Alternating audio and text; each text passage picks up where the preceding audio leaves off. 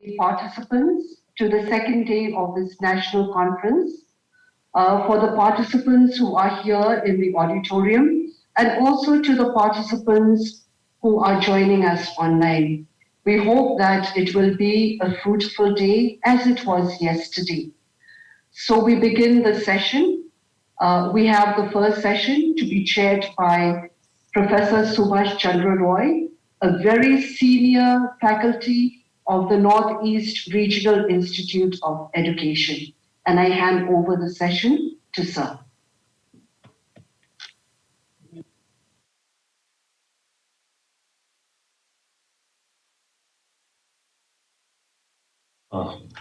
Very good morning, esteemed resource persons, distinguished faculty members of NCERT and RIH, and esteemed participants online and offline. Now, on the second day, we are going to start our session, and we have the first speaker today, Professor Nityanand Pradhan from NERI NCERT Shillong, and he will be speaking on professional development of teachers for holistic development of the students. Without any further delay, I would request Professor Pradhan to carry on his part. Professor Pradhan.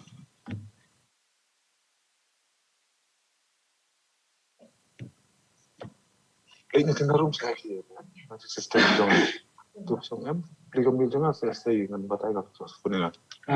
Esteemed chairperson, principal NERI Shillong, and the coordinator of the program, Rashi Narsinsia, and the other coordinator, Dr. Basansi, all the participants from NCERT, different constituents of NCERT,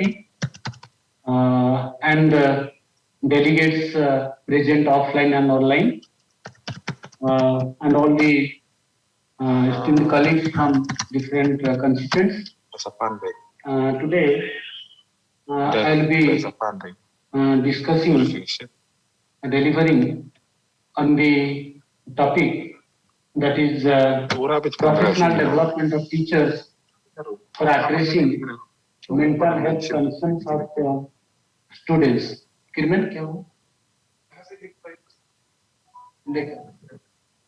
So, in my presentation will be made in two parts.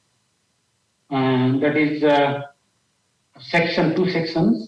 Section A, professional development of teachers, and section B, addressing mental health concerns of the school. Because the topic mostly talks about professional development of teachers or training of teachers as a tool for promoting mental health concerns of the students. So, in other words, we can say professional development is the key to promoting mental health of the students. So, in section A, I'll be discussing different components of professional development of teachers, or different initiatives of on professional development in our country. Particularly teaching profession, professional standards, and national professional standards in India, and also what is the strength of our national professional standards as compared to national professional standards developed in other developed and developing countries. So, in the context of professional standards or professional development of teachers, I can say district primary education program that was launched in 1994 is a milestone. And as a part of DPP Odisha, I know that 70% of the total budget of DPP was to spend on quality improvement and mostly on teacher training. And there was also provision in the guideline that every teacher should undergo 20 days of training, in-service training per year. But this could not happen. Particularly, I can say in the state of Odisha, that maybe in other states also, because of many reasons. Because there are so many English single teacher schools. So this target of 20 days could not be achieved. And that time also, by that time, there are many untrained teachers without having pre-service teacher education qualification were there. And that way, NCT, when came as a statutory body in 1993, after that, many teachers were trained through distance mode. And if I say the in-service teacher education program envisaged under DPP, that mostly confined to contents, providing content knowledge to teachers, that is essential. Also pedagogical knowledge or teaching learning strategies, and also some with some emerging issues like inclusive education, gender issues, and so on. But here we have to think the mental health concerns. To what extent our professional development programs, whether envisaged in DPP or in under SSA, which was launched in 2001, the same way, that is for elementary school teachers, could help in promoting mental health of the students and the mental health knowledge of the knowledge about mental health. And also, that is National Education Policy 2020. In the context of professional development of teachers, we talked about providing 50 hours of in-service training for teacher per year. So it also talked about national professional standards. I will be telling a little later, but now let me tell you about the professional development of teachers facts. What is the strength of professional development? What are the dimensions of professional standards, and so on. So coming to professional development, this part, teaching is a profession. So far, teaching profession has not got the status of a profession as compared to other professions like medicine, engineering, or law. They are having 4 years of duration of professional training in pre-service training.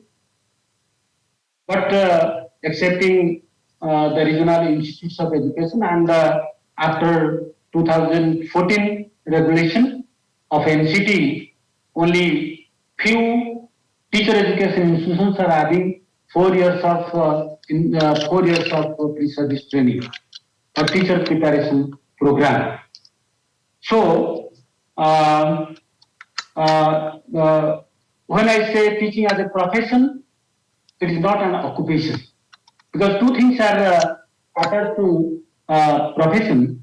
That is, or some criteria like a profession. Teaching to profession is should have specialized training, any profession, professional knowledge, professional qualification, and professional skills.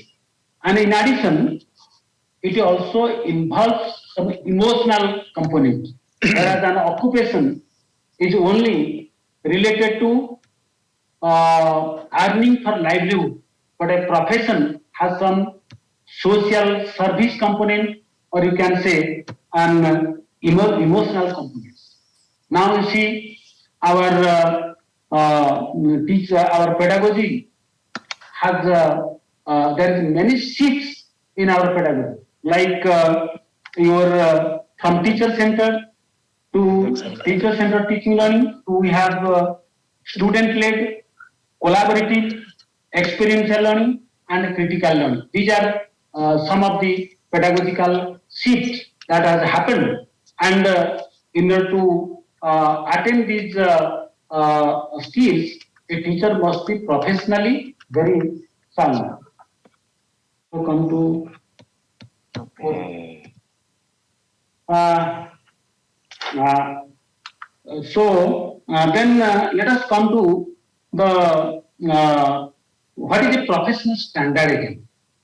A professional standard is a it refers to some dimensions of competence, or in the particularly in the learning context, standards are defined as learning outcomes, particularly for teachers. As we said, learning outcomes for students. Similarly, learning outcomes for teachers. They are, and you can see there are four. Yes.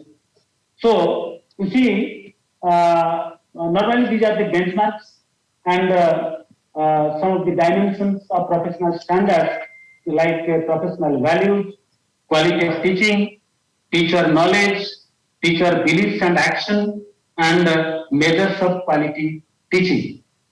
As I said, as per National Education Policy 2020, it has mandated NCT as the professional standard setting body. And it is also mentioned in NEP that NCT should bring national professional standards for teachers in collaboration with NCERT. Now we have even not adopted in our country. That is in draft stage, that you can see from NCT website and ministry website also. And in that draft document, it is there are four interrelated areas that has been highlighted, like core values and ethics, professional knowledge and understanding, professional competence and practice, and professional development and growth. These are the four broad areas of professional standards or dimensions that are there in our document, National Professional Standards for Teachers, or NPST. Next.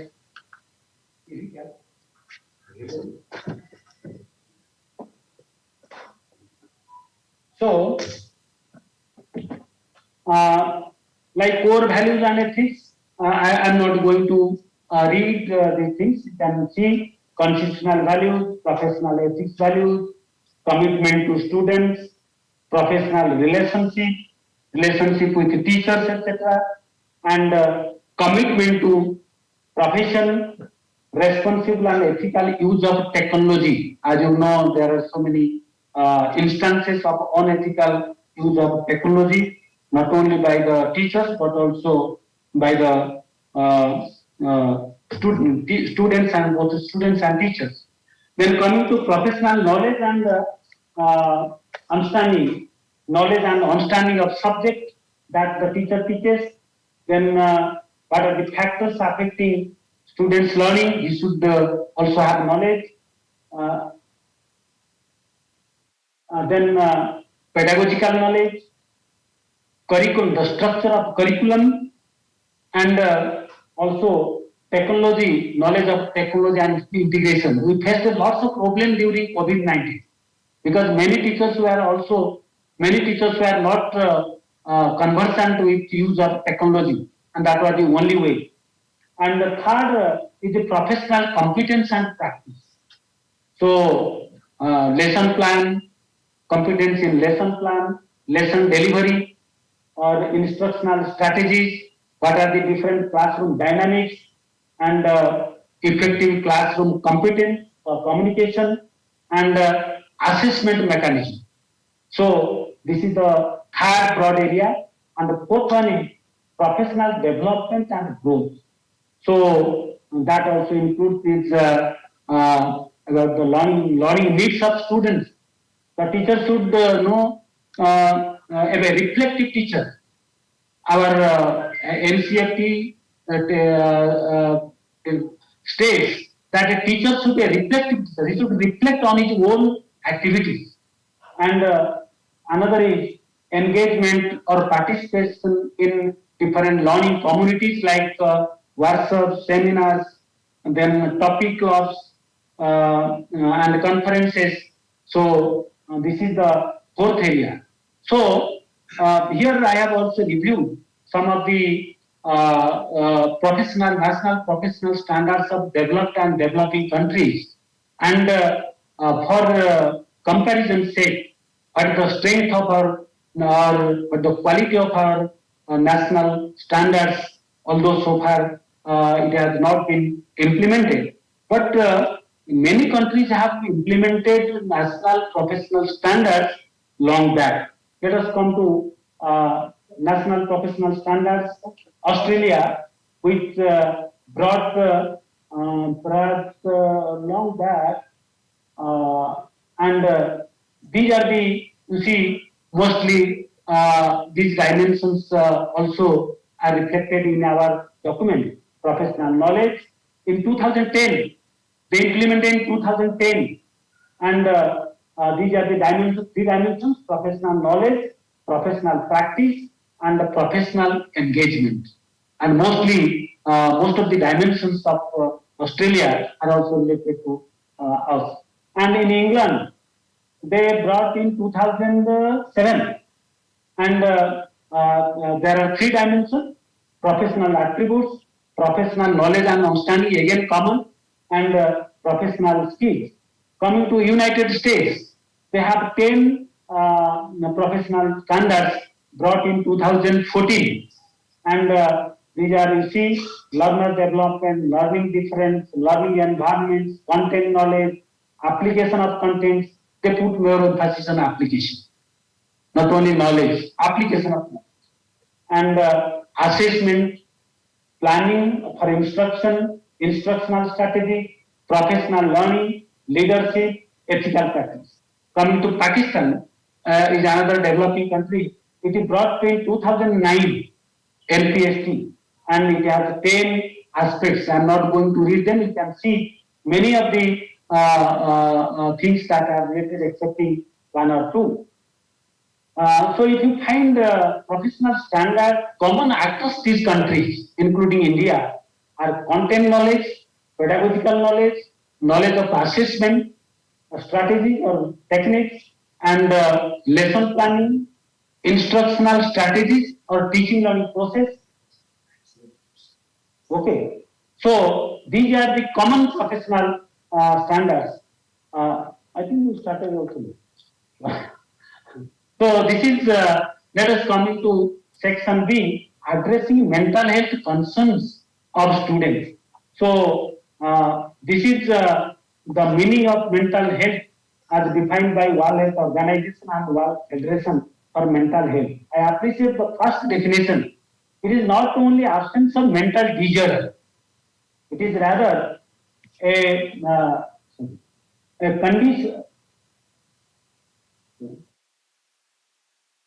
That is for harmonious living, a state of for harmonious living. So simply absence of mental disorder is not a person is not mentally healthy. So, but we cannot find a person having perfect mental health. It is a matter of degree, and normally these are the two qualities of a mentally healthy person. One is an adaptable mind who adapts to changes and the changed conditions, and another is social adaptability, who is adaptable to with other persons, including peers of the society. So these are the qualities, two qualities, broad qualities of a mentally healthy person. Then to teacher address to mental health of the students, he should first understand the basic needs.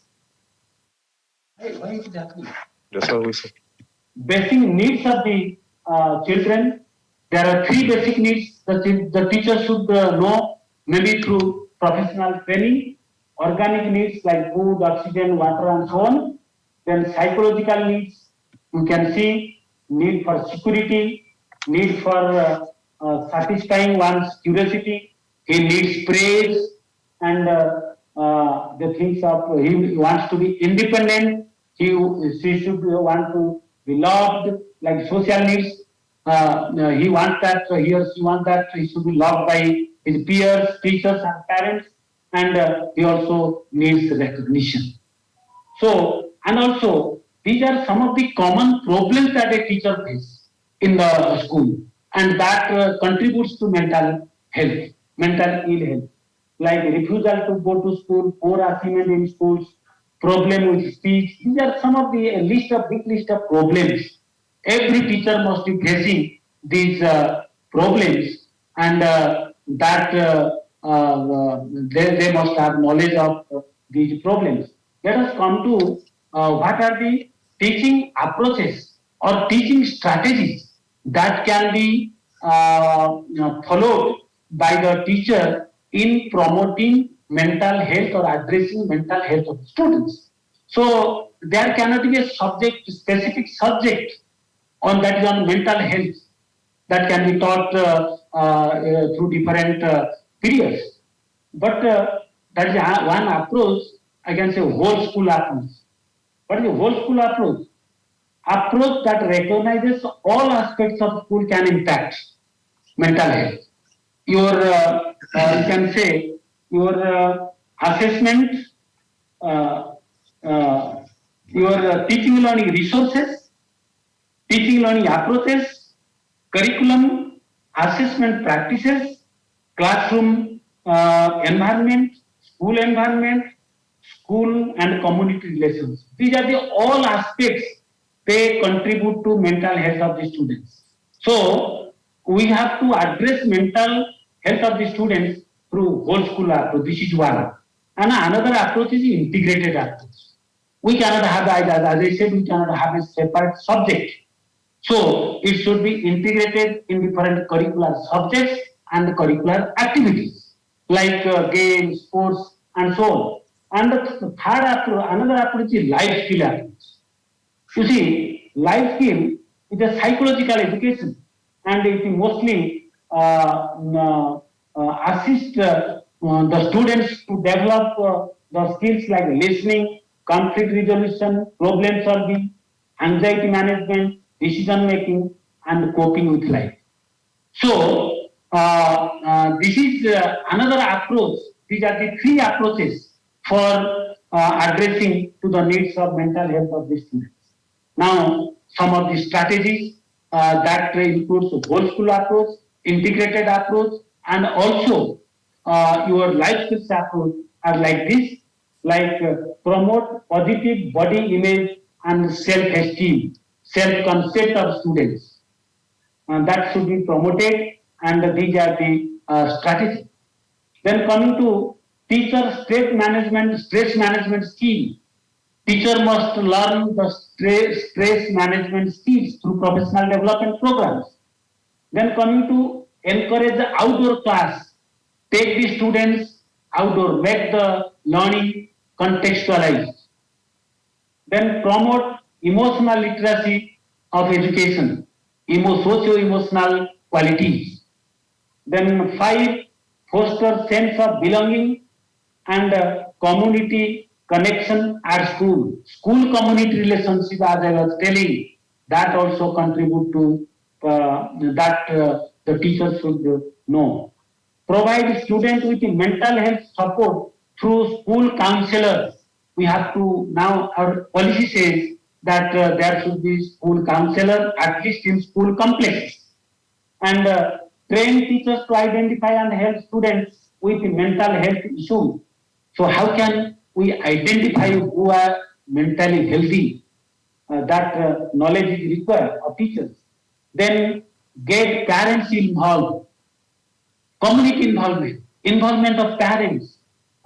You have to, the teach school has to educate the parents and emphasize social emotional learning, emotional aspects, emotional intelligence is also another way of addressing mental health, and that should be part of the teacher orientation. Only 2 minutes. So make time for movement. The students should not sit idle. They should have opportunity to move. Take the students on field trip or something else, and replace detention with meditation. Don't allow students to sit idle. When they are detaining, they should relaxation, that the meditation. They should also learn. Mindfulness programs are there, and research has shown that these mindfulness programs or meditation has immense impact on mental health of students. And hold an annual mental health day. On that day, the teachers are oriented, and the teachers also provide support for mental health. And third one, and another one is carve out free time. So teachers should not be always engaged with curricular subjects, teaching curricular subjects. There should be some free time so that students and teachers both they enjoy. And the last one is revise your lunch menu. Food contributes to, that is organic meat. Food also contributes to mental health of the students. And you see, there are two evidence of two research studies that by at Ohio State University, that by replacing surgery things with water improved children's feeling and mental well-being. And there is another student that talks about eating vegetables and other things, such things during lunchtime are likely to reduce the depression. So this is what I wanted to say, how teacher training contributes to professional, addressing mental health of the students. And I also discussed about three different approaches, mostly a whole school approach, life skills approach, and curricular, integration approach. Thank you very much.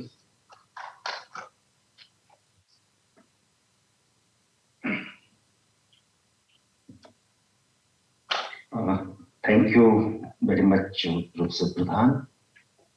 It was really lovely listening to you, so enriching, but because of the time constraint, I had to just point out the timing.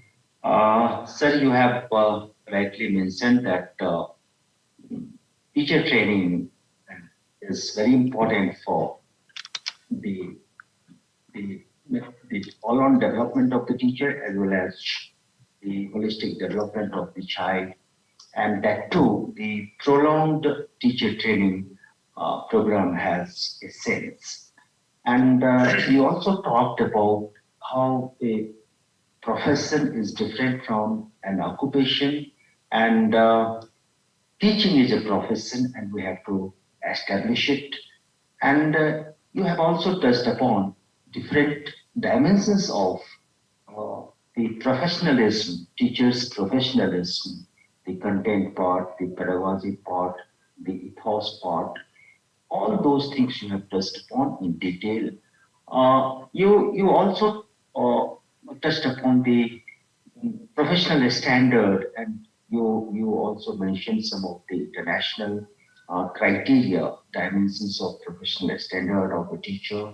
And the wonderful thing what I could find is that to address the mental health of a child in a school is it's not the segmented, it should not be the segmented approach.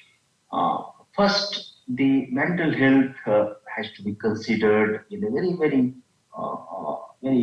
wise way because it is a matter of degree.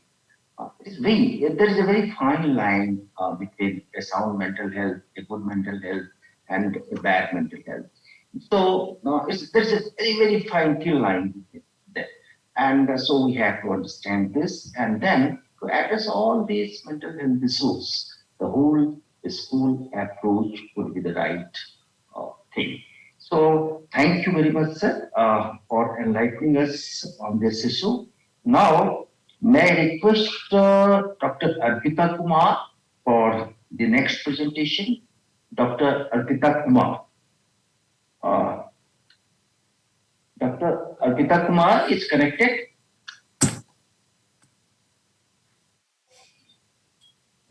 Dr. Arpita, yes. Yes. Yes, now stage is yours. Please go ahead.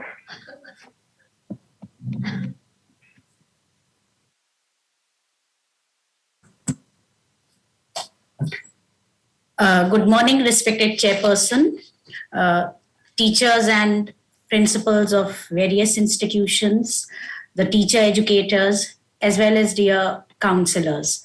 Now, I'm Dr. Arpita Kumar, and I'm a teacher educator in Ewing Christian College, Prayagraj. So, as I'm a teacher educator, I realize the importance of teachers, the role they play in the lives of the students. Actually, the teachers spend ample amount of time in the lives of the students, and the students get attracted to these to their teachers, and they treat their teachers as role models.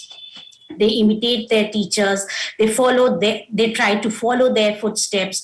So that way the teachers have a great responsibility upon their shoulders.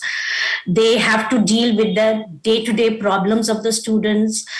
And not only that, the teacher has to identify and see some symptoms of signs of mental health related issues in the children.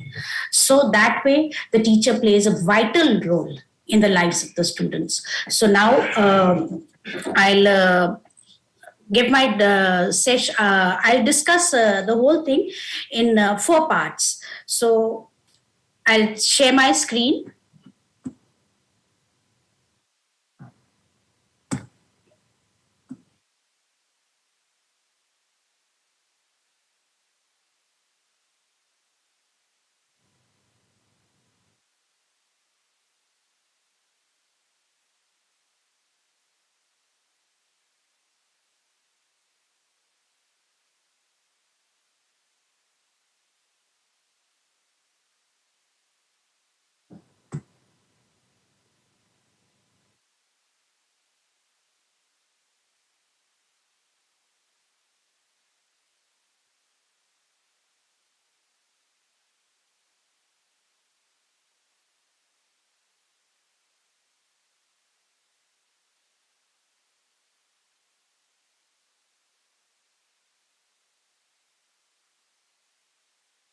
Being shared, you can go ahead.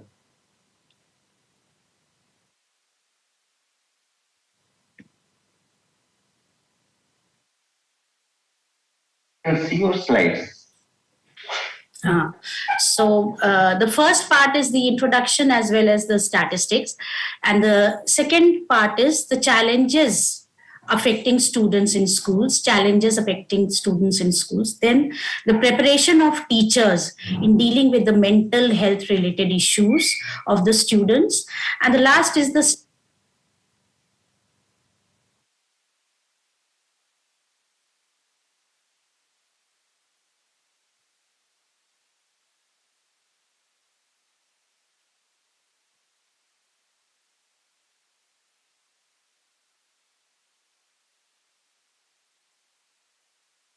You are not audible, Dr. Arpita.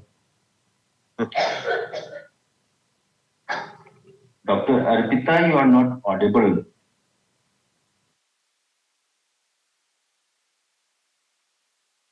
He mute on mic. Can you all listen to me now? Yes. Can you hear me? Yes. Okay. Now we can hear. Okay.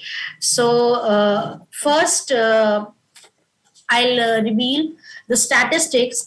I'll present the statistics related to the mental health regarding the present day condition of the students related to their mental health.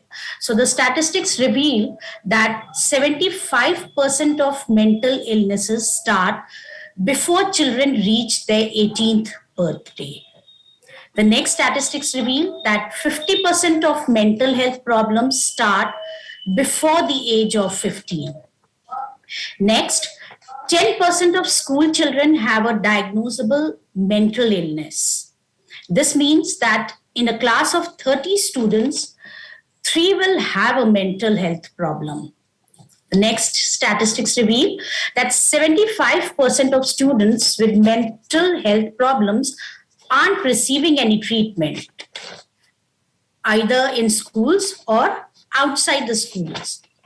And then 50% of students feel embarrassed about their mental illness. They are not comfortable to speak about their mental illness with other people or with a therapist. So, seeing these statistics, it is quite clear that this mental health related issues of the students is quite a grave problem. So, we'll move on to the next slide. Now, first, we'll discuss the challenges or the problems affecting students in schools. There are various problems that a child faces in the schools, but I have just considered only the main points. And the first is the examination pressures, the burden of the studies. अक्सर ये देखा गया है कि students जो होते हैं they are overburdened with studies, or the teachers are just they have to complete the syllabus, and they put on a mental pressure upon the child. Even the parents put on the mental pressure upon the child. So there's an examination pressure, and because of that, the students are stressed. They have to go through a number of exams, they have to give a lot of exams, and then they have to the amount of information they need to know, that is also a very grave problem. And then there's a pressure to succeed in those exams. So all this put a lot of stress upon the students. Now the next point is the peer pressures. Now the peer pressures, children spend a lot of time with their friends. They spend a lot of time with their peer group. And sometimes there's some unhealthy competition. It develops amongst them. So they face a lot of problems because of that. There is jealousy, there is feeling of rivalry, there's anger between the friends. So all these things create a lot of problems. Then the students also face a lot of they indulge into bad habits, like they start using drugs, then they start drinking, they have smoking habits. So all these things create a lot of peer pressure among the students. The third point, now we move on to the third point, and the third point is modern technological world. Hope you all can listen to me. You can hear me. Okay. The next is the modern technological world. Now, technology is again playing a very vital role in the lives of the students. Students spend a lot of time sitting in front of the computers. So they are spending a lot of time indoors rather than outside. Previously, what happened was that the children used to play in the a game of cricket or a football. in the parks. So they had the opportunity to interact with each other, talk to each other, share their feelings with each other. But now the problem is that these outdoor games have been replaced by the online games. Now they don't interact. The students have started, they are not interacting with each other, and they are not speaking to each other. They are just sitting in front of their computers and playing online games. So due to this overuse of computers, they are even sometimes exposed to cyberbullying. So this way we can see that it is creating a lot of uh, problems, mental related issues in the lives of the students. We move on to the fourth point, and that is the growing social media. This again is connected to the third point, the technological world. Now, the social media is also growing, and these kinds of platforms are growing in popularity. So sites like such as Instagram, sometimes they produce feelings of inadequacy as teens compare themselves to those with their peers, and sometimes these their peer group, they post certain pictures or share their success stories in these sites, and then it can put some pressure upon the students. So this growing social media is again creating a lot of problem in the lives of the students, though they are not aware of this, but it is having a lot of it is creating a lot of problem in the lives of the students. Then because of these growing effect of social media, again this there's less interaction between the friends. They are having severe headaches, and the students' eyesight also is becoming weak, but still they are sitting in front of their computer screen and going through these social media platforms. And at present, it is becoming a very serious problem, that is LGBTQ.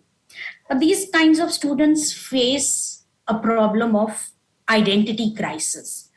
Sometimes these students who identify themselves as LGBT, to the category of LGBTQ, they often find it difficult to tell their friends and their families about themselves.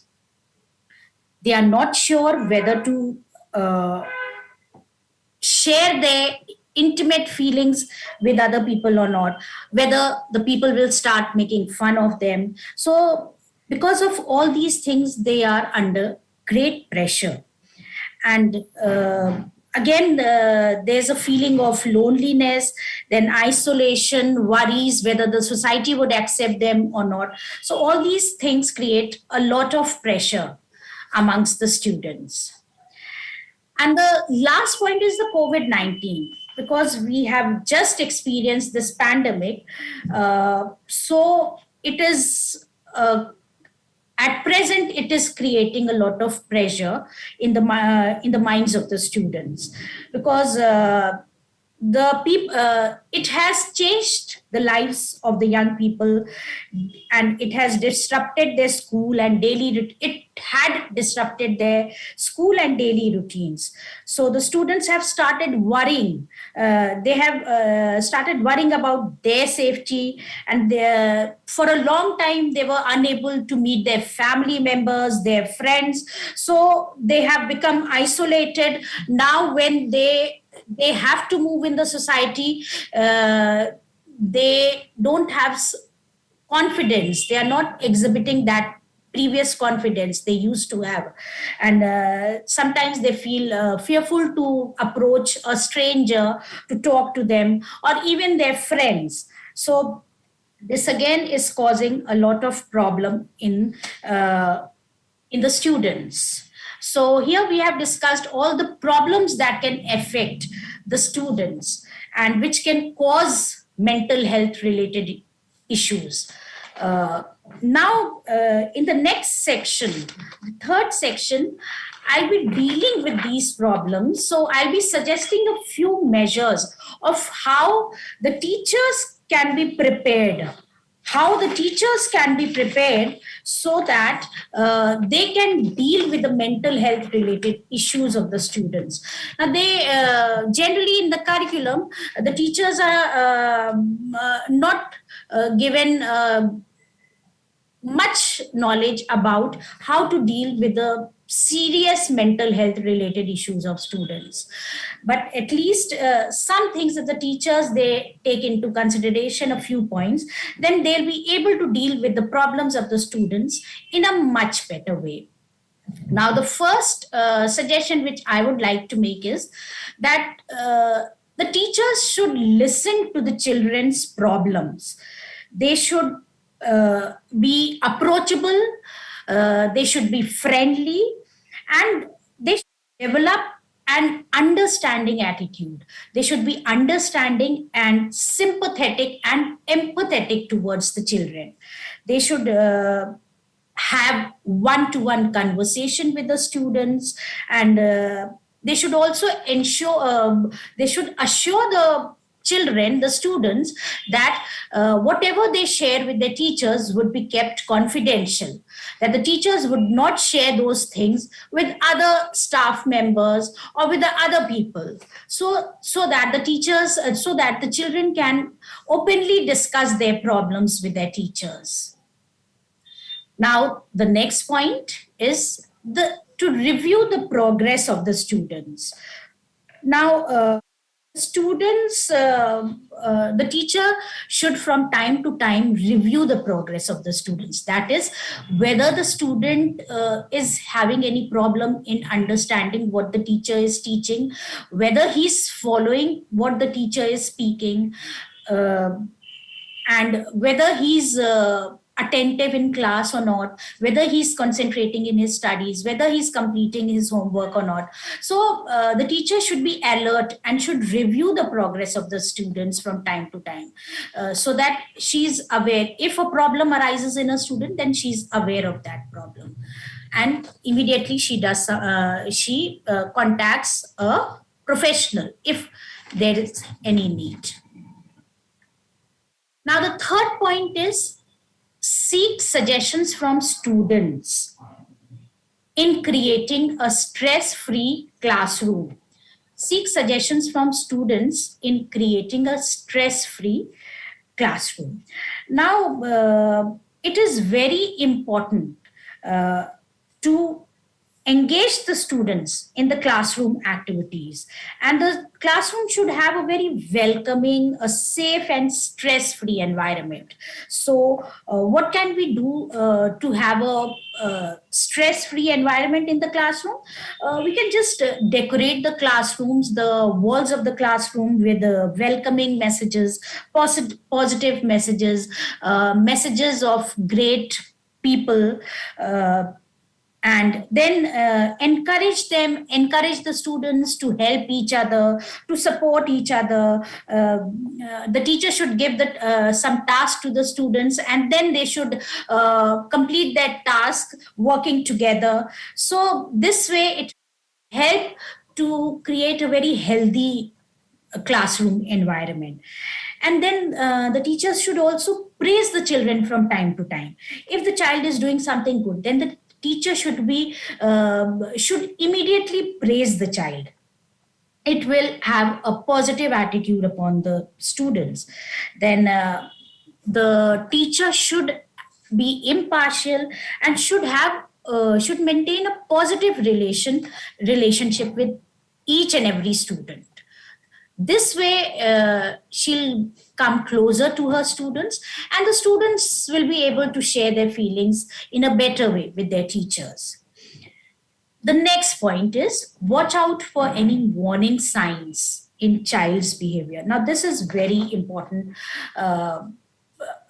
if we consider this whole topic, the conference related to the mental health issues of the students. Now, if the teacher should be very alert to see any warning signs of child's behavior. If she or he feels that the child is showing somewhat a peculiar or an abnormal behavior, then she should follow the school protocol and seek additional support. If she's able to if she's able to counsel the child, give counseling to the child, then it's fine. But suppose she feels that the problem is something very serious, and she won't be able to deal it in a better way, then she can take help of the professionals, the mental health professionals, or a school therapist if there is one. Arpita, Dr. Arpita, can you wind up in another 4-5 minutes? Okay, sir. Yes, sir. I'll be able to complete the whole thing within 5 minutes. Now, the next is that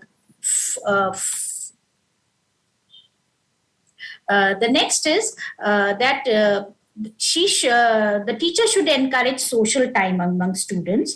She should encourage the students to socialize with each other and do complete certain tasks working together. This way, it will help them to share their intimate and innermost feelings with their friends.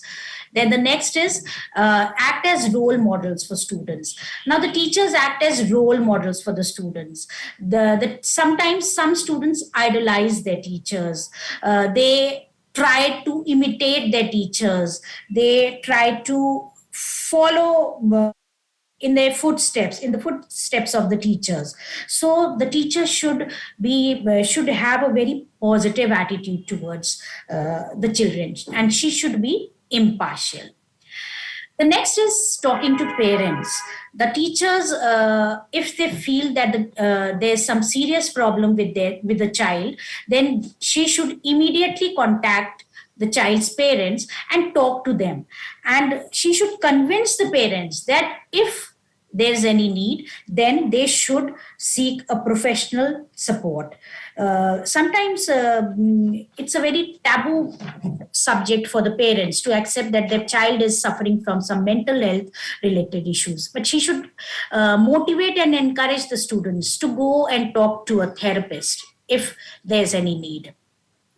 Then there should be some training. The next point is there should be some training workshops for teachers. The teacher should be given some knowledge about child psychology, the types of mental disorders that can arise in children, the signs and symptoms to identify these disorders, and even the healing measures, how she can deal with those problems, how to deal with the mental health related issues of the problems. The next is the awareness and acceptance of mental health related issues in society. The society should also accept this thing that now this mental health related issues, and especially among students or children, it is becoming a very common thing. So they should accept that their children are suffering from some mental health related issue. The next is the screening of documentaries and short films. There should some documentaries and short movies should be shown to the students as well as the teachers, so that they can get an idea about these mental health problems. And the students also can come out in the open to discuss about their problems freely. Next is and this is a very important point, take care of your own mental health. That is, the teacher should himself or herself take care of her mental health. She should be physically and mentally healthy. She should have a proper diet. She should have time for relaxation, to have time for socializing, so that she has a good mental health. And the last point is the appointment of a school therapist. Now, this is very important. Suppose there is some serious problems of the students and the teachers are unable to solve that problem herself, then she can at least approach a therapist for the child. The parents can approach the therapist, the school therapist, so that the problem of the child can be resolved. So now I'll just move on to the last section of my session, and this is the strategies for a healthy classroom environment. There's no need to discuss these points in detail, so I'll just be reading those points. That first, a teacher should appreciate the students regularly and she should praise them if there's any need. Then she should correct them with empathy. She should have a sympathetic attitude towards the students, and if the child is doing something wrong, then she should correct them in a very empathetic manner, a very sympathetic manner. Then she should introspect her own values. She should see that she's not being impartial towards a particular student. Next is she should set a very healthy atmosphere in the classroom. Everyone should be free to. Dr. Arpita, we are short of time. Yes, sir. Okay, sir. I'll just read those points and then I'll finish it off. Focus on the process of improvement. Then the students should be partial towards students. They should reflect on their own actions, and the teacher should avoid judging. So that's all. So now with these points, I'll conclude my session. So thank you, everyone. Thank you, Dr. Arpita. Dr. Arpita talked about the concerns about the mental health of children and what the problem is and what are the causes basically she focused on. And she also talked about how the teacher training can address those problems, and especially out of those components in teacher training program, I think one that the sharing with children and taking care of children and talking to them, understanding them. I think wonderful points he raised and talked about, and also the modeling, of the teacher. So a great presentation, and thank you, Dr. Arpita. Now we'll move to the next part of this session, and this part is basically the experience part, experience from the schools. So we have very enlightened, experienced persons from the field, and we would like to just have some glimpses of their experiences, how they deal with the problems, how they understand, and how they perceive the problems and how they sort out. So, first of all, I would like to invite Dr. Shipra Basu. Dr. Shipra Basu is the principal of APS Umroi, Armed Force School, Armed Force Public School, Umroi, and she is the principal there. She is very enlightened principal, very effective principal. She is with us. So, Dr. Shipra Basu, please come to the dais.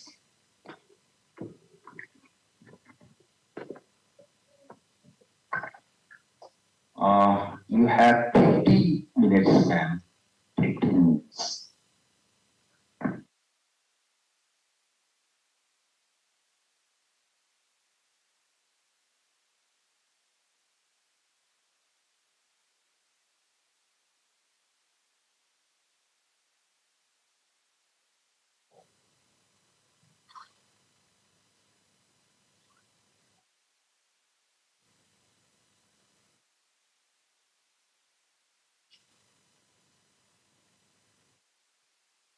Thank you, Professor Subhash Chandra Roy, for inviting me to the dais. Very good morning to the August gathering and all the learned educators. As we know that we are here to discuss about empowering our teachers' mental health. I have been told that I should share my experience as a principal of a school, how I deal with what are the challenges that my teachers are facing and how I deal with the problems and provide opportunities to uh, tackle the problems.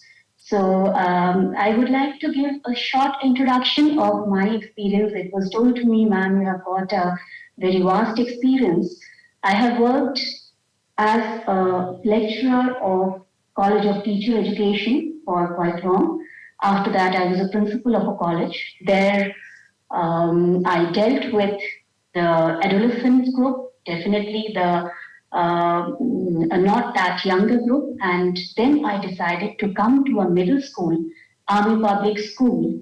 Umroy Military Station is one of the schools of Army Welfare Education Society. We are spread across the country, 137 schools, and ours is the smallest school. I took up the challenge, and here I am for last 7 years providing my services and trying my best to build up the school for the students. My main aim is to facilitate my students for the holistic development, not only educating them, but to develop them holistically. So, as I was discussing, and very enlightening sessions of Professor Pradhan, Professor, I think Dr. Arpita, they have already told us how is it important that mental health of students and teachers should be taken care. And I will be just continuing with that, and I'll share my experience as a school principal, as I have told. We all know that teacher plays vital role, most vital role in the lives of students. Students look up to the teachers. Although we all know that students spend hardly 6 to 6.5 hours in a school and rest of the hours are spent with the family, but somehow the school has more impact on the students. We all know that they always speak that my teacher has told this and I have to listen to them and my teacher says so. They keep discussing regarding this. So the challenges, we all know, we have already spoken about the challenges that the students face. Now, the challenges that my teacher faces are a lot actually, but I am glad to say that they have dealt with the challenges in a very brave manner and they have tried to impart their knowledge to the students in a very effective manner. So the first challenge that our teacher face, especially after the pandemic and COVID-19, is working on. I'll be speaking about very practical knowledge. I don't believe in, giving definitions or lecture sessions and all that. Whatever is practical, whatever we face on ground reality, I'll be sharing only those problems so that we can focus on the real problem rather than just, presenting certain things. So working on online and offline mode, that's the biggest challenge after COVID-19 that the teachers are facing. You must be thinking why it is very easy that the teachers, sometimes they can go online mode, sometimes offline mode. Just think about a teacher that extra hours of working that the teachers are facing when they were in online mode. They knew that this is the timing and this is how from their home or wheresoever they are, they can teach the students. Now what is happening? For the physical mode, they are there for 6.5 hours plus 1 hour as stay back hour in a school right? They are physically present. Their entire energy goes in teaching, and not only teaching with the little ones. You really have to be energetic, enthusiastic throughout the day. You have to be very, very, very active. And after that, once they reach home, then again through the WhatsApp groups or whatever was created during pandemic, the session continues till night hours also, because they keep receiving phone calls, they keep receiving messages that please provide this, please provide that, since there is an online platform. So they are working both in online and offline platform. That's the biggest challenge right now after COVID-19, when what the teachers are facing. In fact, when I got this invitation as a blended mode of, I was just smiling, that blended mode. Actually, I feel it is a little difficult, throughout the day, sitting in front of the camera, where we all know that the psychologists have already told, the doctors have already told, few hours of, facing the phone or any computer screen, it creates so much of discomfort, right? But throughout the day, we are sitting in front of the camera. You can imagine when the teacher goes through training sessions throughout the day from morning 9 to 5. These are some basic problems that the teachers have told me, and I have also faced. Not that, what they have been told. Ours is Army Welfare Education Society, and after this pandemic, there is this online mode of training that has appeared all of a sudden from nowhere. Teachers, while taking care of the students in the class, have to attend with their small mobile or laptop the entire session, which is made compulsory for them, which has been made compulsory for them to attend the online mode of training almost every 15 days or every month, because anybody anywhere creates an online mode of training program, right from starting from Army Welfare Education Society, from CPLC to there are many other sessions like that. So that is another challenge that the teachers are facing. There is one more thing when we are talking about extra hours of working, maintaining balance between the family and school. Once the teacher goes home, their family needs their time after 7 hours of working and say travel hour for another 2 hours or so, those who stay a little far. After that, when they reach home, their family needs their time. But what happens? The phone call starts coming, messages start pouring in, or through any other medium, they are being, asked questions that this has happened or not. So their family time, the balance between family and school is a big challenge for the teachers. There are many challenges like when the students come from different backgrounds, and we have seen, especially after the pandemic, what has happened because of the excessive use of network, that is media or the phones, the internet. Students have picked up many bad habits, and unparliamentary words are being used in the school premises. So that is something that the teachers need to take care. Not only that, they have faced this, not only to their peer groups, but the students have started using unparliamentary words towards the teachers. They are writing on the boards certain words which are inappropriate about the teachers. So, please conclude. Right, sir. So, what happens is there are clash between policies. Policy says something, and then the traditional method, traditional beliefs of teaching, that is something that the teacher needs to, focus on. So they are a little confused what to do, like whether they are supposed to follow the policy, the NP 2020, or the traditional methods of teaching learning process, which is still pursuing. The training sessions I have already spoken, dealing with the bullying thing, and adolescents and their problems, technology and traditional way of teaching. That is another problem. Which one to follow? They are a little confused till now. There is one more challenge that the teacher is facing. They are teachers not only to the students but to the parents. They have to guide the parents also. Our children come from various fields, and what the teacher has to do, the teacher has to make the students understand as well as the parents have to be guided and trained. So that is something the teacher faces. And since I have been requested to conclude my session, the opportunities that we give to the teachers, there are many more challenges that the teacher faces, but the opportunities that we give to the teachers so that they can deal with this is first and foremost, we listen to them. As administrators, we provide a complete listening platform to them. What are the challenges that they are facing? We call experts.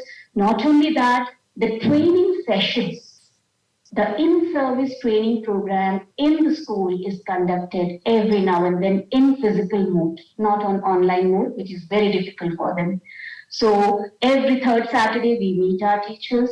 Apart from that, the breaks, summer breaks and winter breaks, we take their consent and we train them regarding mental happiness. The most important thing for a school, for an educator, is to create a happy environment. If the students are happy, if the teachers are happy, if the entire environment is happy, teaching learning process goes on very smoothly. So believe me, we always have these smile days and we always try to create the environment, the classroom environment very colorful and so that the children and teacher they feel like coming to a lively school, like entering a lively school. So I invite you all, as I have told, we have to work on ground reality. I invite you all, you are most welcome to come to Army Public School, Umroy. It is the smallest school in the country, as I have told. And please come and check what are the life skills we are teaching on ground reality. And thank you so much once again for giving me this opportunity. Thank you for being a patient listener. Thank you once again. Thank you. Dr. Shipra has just shared her experience as a principal, as a teacher, teacher educator, that how a teacher has to struggle in the school. In prolonged hours, the teacher has to work, the teacher has to be available for the students, and in this online blended this technology these days, there are some side effects of it. The teacher has to handle. The teacher has to handle the rogue students. The teacher has to handle. Balance, make a balance between the school hours and the family. There are so many challenges before a teacher, and in those challenges also, amidst that, a teacher is giving his or her 100% to their students, and it's a great thing. And then now we have the next presenter, Dr. Jayanti Banerjee. Dr. Jayanti Banerjee comes from Modern International School, Mother's International School, New Delhi. Dr. Jayanti Banerjee. Mother's International School is based on a philosophy, Arbindo's philosophy, and Dr. Banerjee is from there. And Arvindo used to dream that through education we have to bring heaven to this earth. So she is a teacher bringing heaven to the earth. Now I would request Dr. Banerjee, Dr. Jayanti Banerjee. Is he connected? Yes, Okay. I am. Dr. Jayanti Banerjee, now the floor is for you And you have 15 minutes about to share your experience. Dr. Jayanti Banerjee. All right. Namaskar to everyone, and thank you so much for inviting me in this forum. I've been hearing all the sessions from yesterday onwards, and it is such a vibrant forum, and I'm so happy that a forum or a conference like this has been initiated by NEERI and NCERT, where it can be brought in. I have already started my stopwatch, and I will not be exceeding my time. That I can ensure you. As a teacher, I have to ensure that I stick to the time. So what is teaching? Teaching is to touch life, and we have been hearing a lot from the since morning about the type of challenges that being faced by students.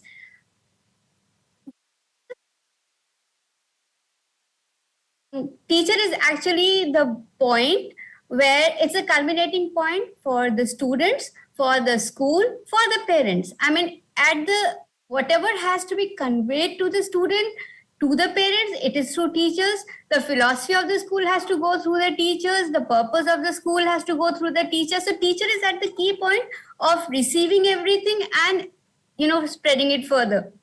So if I can use the example of a prism, so prism is actually helping the light to come in and to further, disperse the light. Now here, if the prism it's in a shape where the sides are not clear, the light will come in, but the dispersal will not happen. When we talk about the concept of mental health of the teachers, I think it's the same thing that we take in a lot of information, then how we are able to give it further. So I am a teacher and also I'm a counselor, and I do a lot of teacher training. I do meet teachers, and whatever experiences I have accumulated from there, I would like to bring it to you for here in this. So if we look at one of the key points which the NEP envisages is creating an equitable, vibrant knowledge society. And who is the provider of that knowledge society? Again, is the teacher. So how is the teacher placed in this scenario?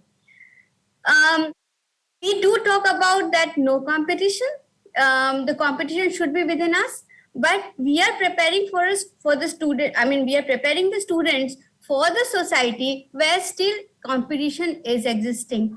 So again, the teacher is in a dilemma. So the teacher faces too much focus on performance by the school, by the students, and by the parents. Everybody wants their children to be the best. Everybody wants their children to crack all examination. And again, who is the provider? The teacher is the provider. Now, teacher is taking in a lot of information from everywhere, but is the teacher getting any place or any forum where he or she can also share the concerns that he or she is facing? I've been hearing from all our experts who have rightly said that the teacher has to be empathetic, teacher has to be provider, teacher has to give knowledge, but is the teacher somewhere also is provided with the space where the teacher can herself or himself thrash out the thoughts and processes that is there in the mind there. The teacher also faces a lot of issues regarding the work-life balance. Too much of pressure, rightly said by Professor Pradhan and all the speakers before me, that you just cannot be a teacher. You have to be a mother, you have to be a sister, you have to be a daughter, and you have to be a productive individual in the society. All these things together. So the teacher is like the person who has 10 hands managing everything, but somewhere those 10 hands also have to be empowered. No time generally. I mean, our principal ma'am also just spoke before, and she was saying that sometimes teachers do not have time for their own self. So, and increase manifold, because the amount of pressure of completing paperwork and all those things are there, which also leaves teacher in a state where they are doing it. It's not that the teachers don't want to do it. I mean, I've been to government schools, the Kendriya Vidyalayas. Teachers want to do it. They want to give in. It's like a vocation for them. They want to give their 100%. But somewhere it has to also, they have to be empowered. They have to, I mean, we talk a lot about empathy from the teachers. What about empathy for the teachers? Is the society empathetic towards the teachers? Is the management, is the school, are the parents, are the students, are they empathetic towards the teachers? This also needs to be looked into. So somewhere when we talk about the mental health concerns, teachers have to be, again, we have to identify, as teachers, you have to identify who are the children who are facing certain, so showing certain symptoms which may, move direct towards a certain disorder, or you have to also ensure that all children are at the same level. You have to ensure that everybody will be performing well. Where is the scope for improvement on that? Where is the training provided? CBSE does an immensely good work by providing capacity building programs. But again, most of the time it is oriented or targeted towards the school and the students. Where is the capacity building program for me? I, as a teacher, can I have certain skills where I can thrash out my emotions, where I know how to manage my anger? I am a human being. At the end of it, I'm a human being. I do face challenges. Where do I go and show that without being judged, without being labeled? Somewhere they will tell you that you are a senior teacher. Somewhere they say, oh, tum to bachcho ke saath ki teacher ho. How can you have looked into by the system in all and ensure that the person who is passing the light also is empowered? Somewhere we talk a lot about, nowadays we're talking about SEL, social emotional learning. The social emotional learning has to be there for the teacher as well. The teacher training, we had experts from teacher training institutes. The teacher training institutes have to now come out with places or forums where teachers can also thrash out their own self. Am I in the right job? Am I doing something for my own self? Am I also helping? I mean, the entire quote with which one starts teaching is touching lives. Am I touching lives or I'm spoiling lives in the process? Because if I'm not happy, an unhappy teacher will never create a happy classroom. It is only then again transacting the syllabus and that's it. So ultimately teaching, I personally believe a lot in that. Teaching is not about dictating curriculum. Teaching is about facilitating a student, because the pandemic has shown us that we have thought about different ways of teaching, but suddenly we were thrown in a scenario where all things failed. There we have to empower. So even when you tell a student that yes, beta, you can do well in life, you have to empower the student so that the student feels that yes, he or she can take challenges. Every day thrown a new challenge. It can be an environmental challenge, it can be a social challenge. Those challenges are coming in. So only thing which we can work is to adapt ourselves to those challenges. We cannot give a ready-made curriculum and a solution for anything and everything. We do not have the vaccine. The vaccine has to understand, or the vaccine has to be to understand our own self and empower the student. So teachers have to be there more as facilitator and not as people who are filling in the vessels ki ab ye curriculum bhi khatam kar liya, fill ho gaya, isko move karo, next bartan ko lao. No, that is not the case. You have to ensure that the students are lifelong learners. That is what something which we really need to work. And also one thing we really need to work on, the life skills of the teachers, because they need a lot of help there. They need support there. I think one, stance which I had taken from the previous sessions where somebody said the students have started worrying. So now the teacher has to ensure that the student should also not worry. Now student is also a human being and teacher is also a human being. Let them understand each other. Let them create a forum where they thrash out. There has to be a respect for each other. There has to, and that sense of respect has to come in from the system. So I always feel that, Dr. Jayanti, please conclude. Yeah, I'm concluding, and that's my last line, is that Guru Gobind do khare kaake lagu paye, balihari Guru aapne jin Gobind diyo bataye. Gobind dene batane ke liye mujhe pata hona chahiye na Gobind kaha hai. So let us be as teachers, facilitate the teachers in such a manner that they can go in a manner and help and empower and facilitate students and not just create ready-made designer students. Thank you so much.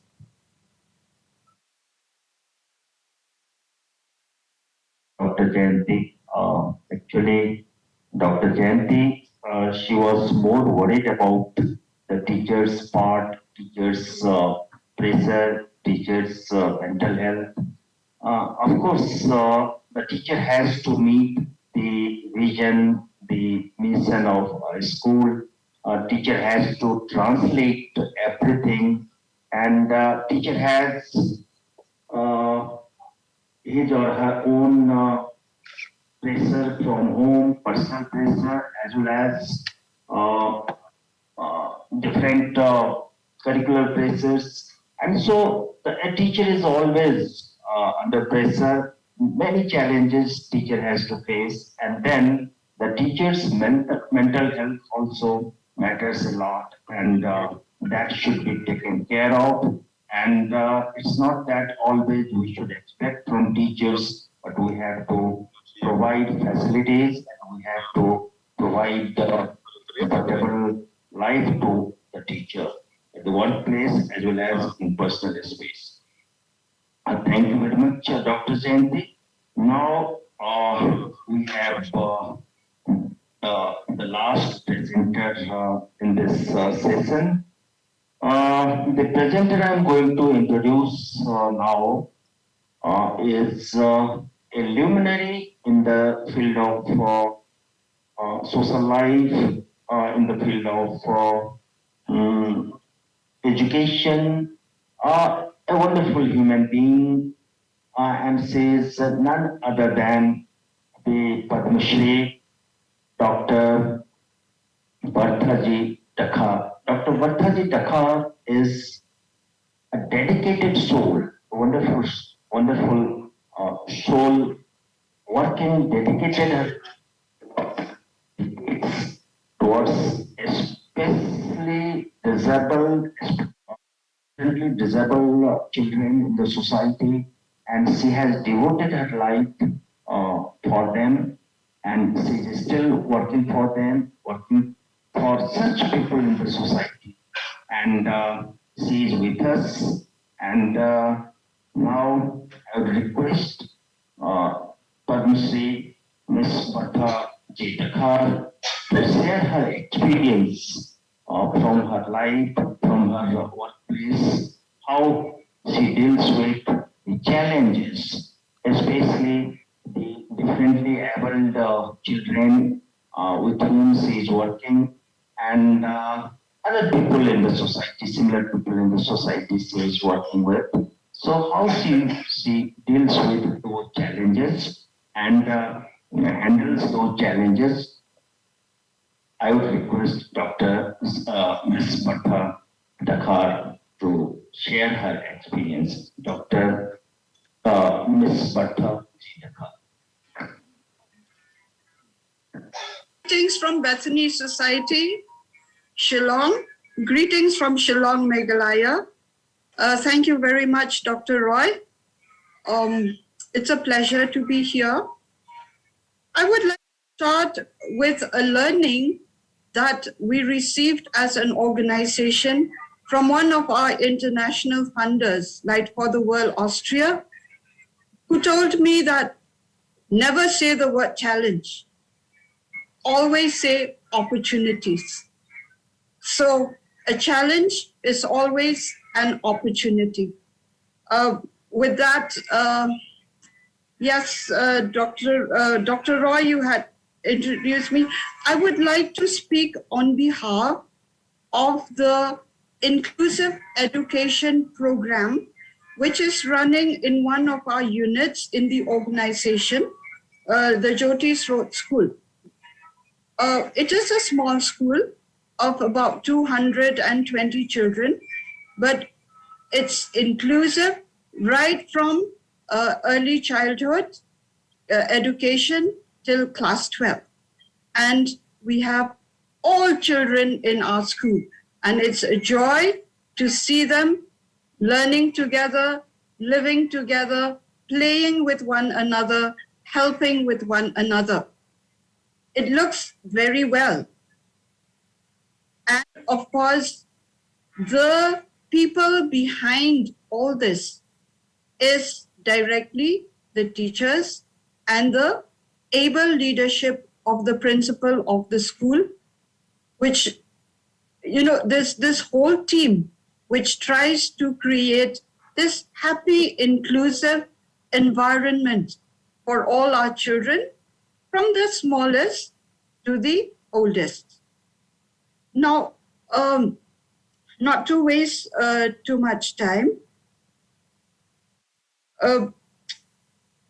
it surely is an opportunity for the organization and for the school to be able to create that environment where teachers are no longer just teachers, but as mentioned by our earlier speakers, they are facilitators and eventually they become coaches to the learning of the children. Now, in order to create this learning environment, there was a paradigm shift from how the organization viewed teaching in the classroom, viewed the teaching learning process and the empowerment of our teachers. Of course, you can understand, in a classroom of 20, if you have 60% of children with no disabilities and 40% with children with disabilities, including those with cognitive difficulties, including those with other developmental disabilities like those in the autism spectrum disorder, and the others where behavior, but I would still need to use the word challenge. Behavior is a challenge, everyday challenge, how to help that child who, for no fault of his or her own, cannot keep still, cannot relate with others, cannot respond to the teaching in the classroom, keeps going back. So teachers are expected to follow that child at its own pace. And so this, of course, the learnings that we get from special education are also opportunities for our mainstream teachers how to follow children at their own paces, because we do not believe in 90% of marks achievement in knowledge acquisition. We believe that the ultimate aim of our teaching learning process is that the learner, irrespective of who the learner is, emerges as an expert learner and a lifelong learner. So we follow them at their paces, and that would require a lot of adjustment, a lot of planning, a lot of self-reflection on the part of the teachers. How do we convey a certain concept or a certain learning to the diversity and the variability among the learners. So for this, the opportunity that has been created is that are not expected to develop, to design lesson plans for different group of learners. Therefore, the organization has adopted the inclusive lesson plan design, where the universal design for learning framework, backward design, and differentiated instructions are all put into one, so that one lesson plan can meet the needs of all children, of all learners in the classroom, irrespective of their cognitive, irrespective of their social and emotional status. Now, yes, that is an opportunity where teachers would not have to do multi-lesson plans. But it is a challenge also to design such lesson plans. And so in order to help the teachers to design this inclusive lesson plan, where the method, media, and material is adjusted according to the needs of each child in the classroom, to give an effective inclusive teaching. Regular trainings are being given in the organization. And what is happening now is communities of practice are evolving in the school, where subject teachers form communities of practice, and they sit together right from the lower grades to the higher grades to design lesson plans. So in that way, they sit, they reflect on what had happened, what worked, what didn't work. So it reduces the stress on teachers on how to develop an effective lesson plan, because they gain from each other's suggestions and working together. Teaching in the classroom, again would, we cannot say that we have one singular way of teaching, because when we follow the universal design for learning, it is content management, it's whatever it is, teachers, they just cannot go and deliver in a lecture way.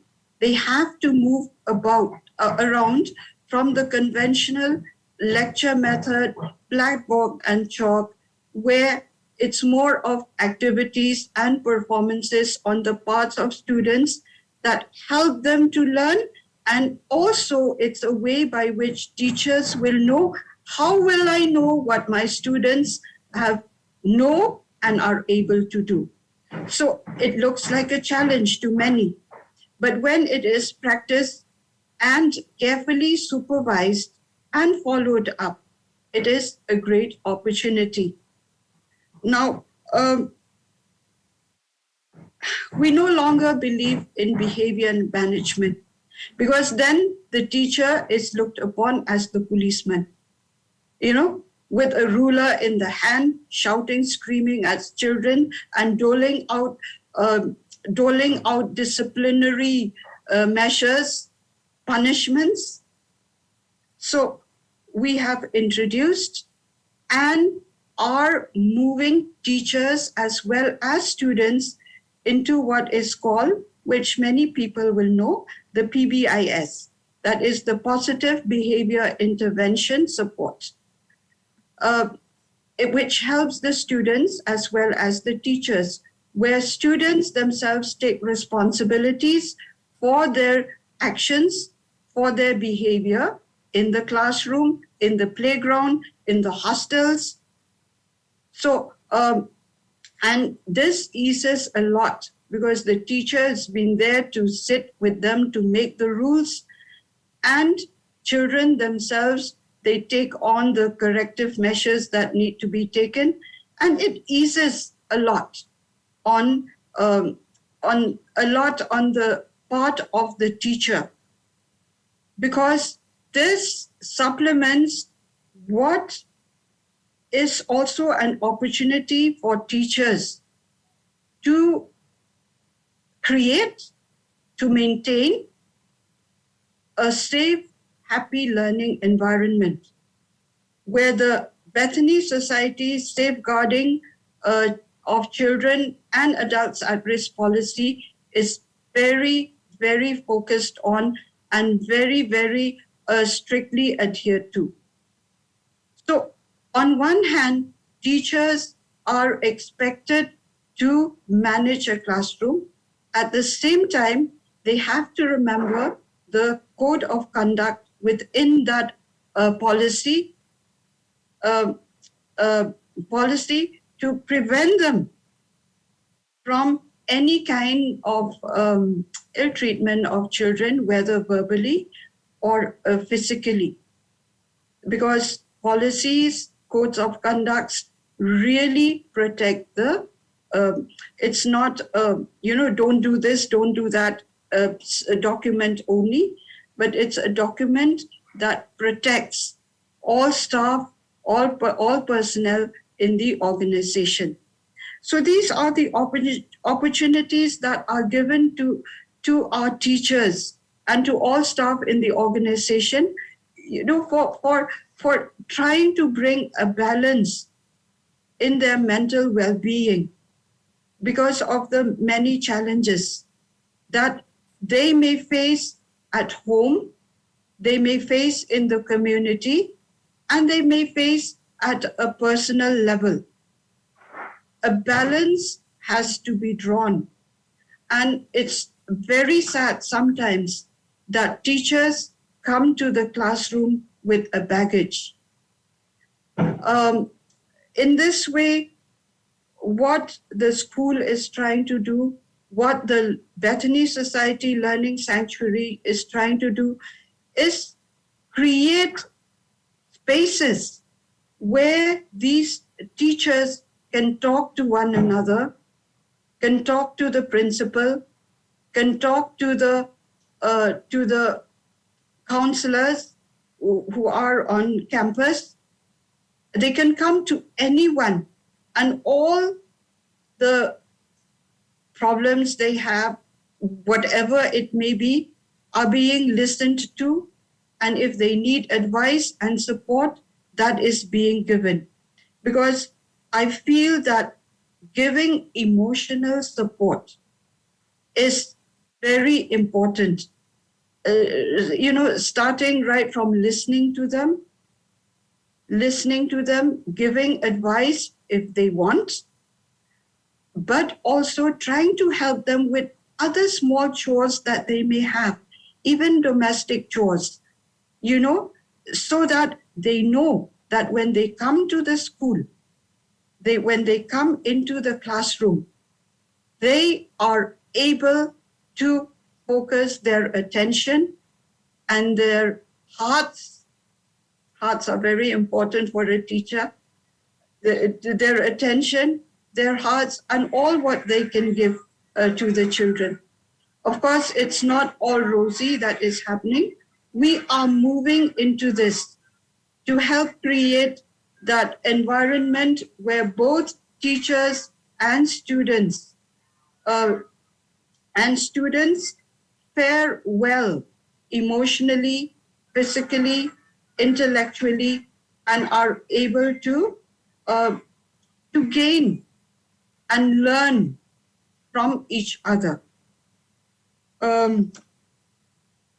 Now, what is also happening in our inclusive setup is this movement in order to make it really inclusive.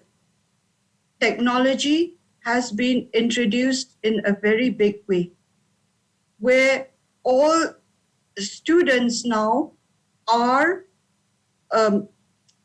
where all students now are provided with devices, whether they are smartphones, whether they are tablets, uh, for their daily work in the classroom, either for receiving information or for submitting their written work. Now, this also sounds good, and it is very effective, where our students with visual impairment, our students with cerebral palsy, our students with dyslexia can communicate at a better level. They can receive and express information. But again, the teachers need to be trained, and all teachers do not come at the same ICT skill level. So that entails another training, another support for the teachers. Initially, there was a lot of, nose wrinkling, there was a lot of things. But eventually, they are enjoying now because they know it's an opportunity for them to master ICT skills and also to make their learnings more effective in the classroom. But now, it's how children now, the challenge now is how do we control the use of smartphones by our secondary and higher secondary level students. So again, PBIS comes in, where students themselves surrender their phones and, all those small things. Well, I don't know. I wonder if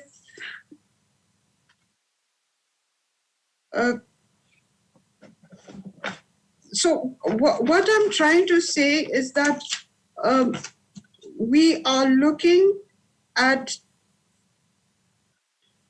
we are looking at a system, at a process, at a practice which tries to bring together a holistic, a holistic development for all, where more to the learning, more to the work part, there is a feeling of safety and security all around. And that's why we have recently started the Bethany Society Learning Sanctuary, for where everyone from the smallest to the oldest can learn in an environment where they're happy. And because we know that nobody who is sad, nobody who is angry, nobody who is worried, nobody who is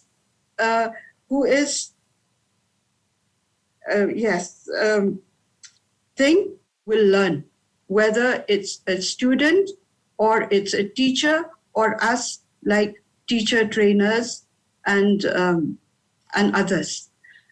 I'd like to end here. If you have questions.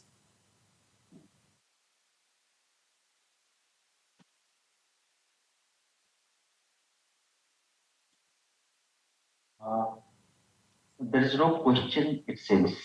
Oh, sorry.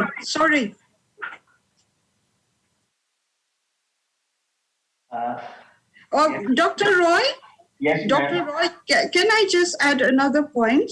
Yes, ma'am. Yes. Now, in order also to make the teaching learning in the classrooms, parents of our students, especially parents of children with disabilities, are encouraged to sit in the classroom and assist the teachers. Either they look after their own child or they help look after other children.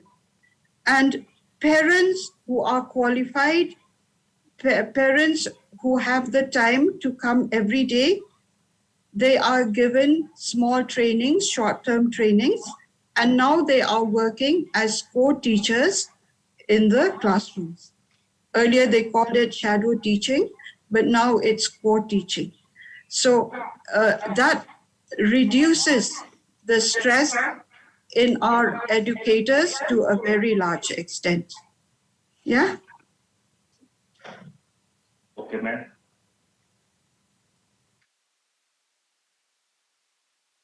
Anything else, ma'am? No, Dr. Roy, thank you. Thank you, ma'am. It's always a pleasure listening to you. Uh, uh, Ms.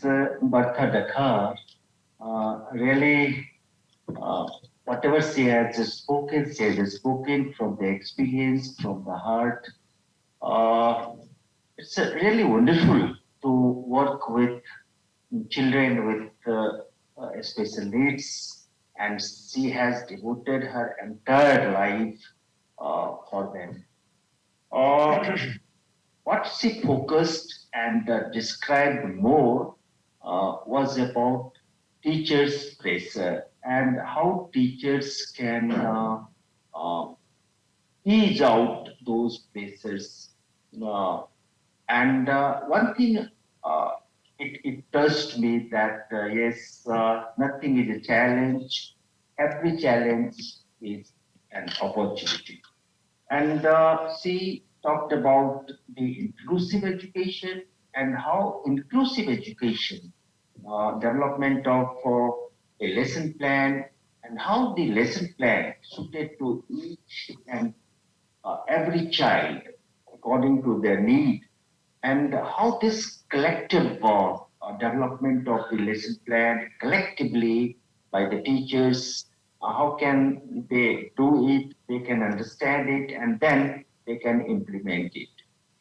On the top of it, what I liked and it touched me personally, and I also go for that, that the learning environment matters the most in the educational institution.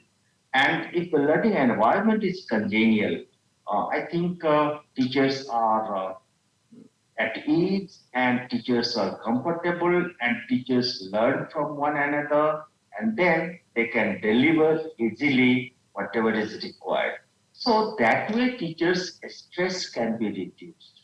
Of course, there are many other issues which bring little stress to teachers, but this way the academic stress can be reduced a lot and the maximum benefit can go to the children according to their needs.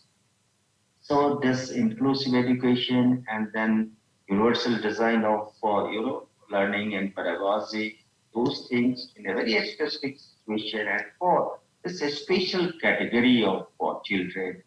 I mean, who need some extra help, and for them, Ms. Vatha Dakar and her team and the society is working, has been working since long, and they have done wonderful, wonderful.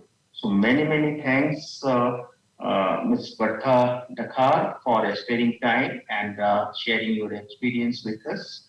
So we have come to the end of this session, and in this session, basically, we had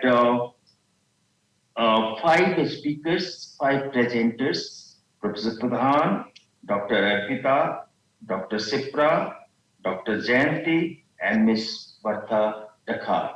And basically, the entire talk was around the issues related to the mental health of teachers and how the teachers' mental health ultimately impact the mental health of children, students in the school, in the institution. So, how to address this issue, the issue of teachers' well-being, teachers' mental health, teachers' comfort at the workplace and personal social life. I think that was the that was the center of discussion, and all the speakers from the theory side, from the practice side, they have just suggested and touched upon almost all the points. And the crux was that how the training of teachers, maybe the pre-service, maybe the in-service, maybe the school or level training programs and orientation and sharing and learning from one another, everything, how these things can help a teacher to perform well and to ease out their stress, and they can do well in their personal life, as well as they can make balance between the personal life and the professional life. They can have a better social life every way, and in return all these good things will go to the students. So that was the whole crux of the discussion, and this session is coming to the end now. So many thanks to all the speakers and the audience, those who are connected offline and online.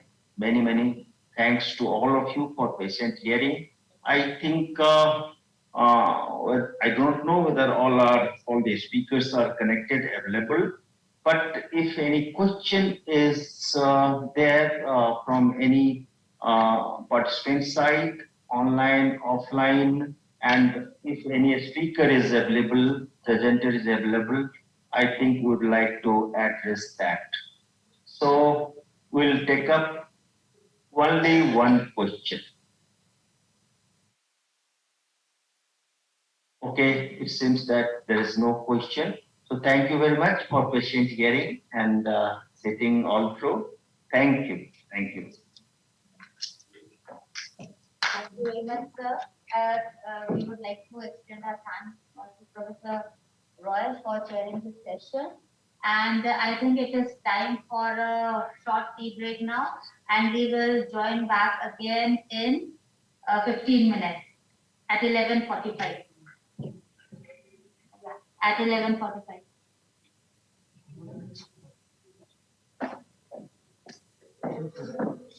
Banner. Aksan. Banner. Simi ka banner lah.